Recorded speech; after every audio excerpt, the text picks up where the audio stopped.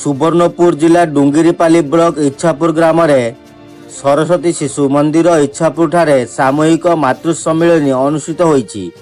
एथिरे मुख्य वक्ता भावे कुसंग डिग्री कॉलेज ओडिया अध्यापक डॉक्टर लक्ष्मण मेहर और सम्मानित अतिथि भावे इच्छापुर हाईस्कूल गणित शिक्षक सनातन बेहेरा योगदान करथिले।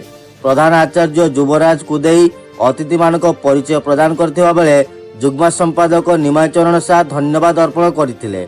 शिक्षक कृष्णचंद्र नायक भोजराज मल्लिक आशीर्वाद प्रदान करथिले।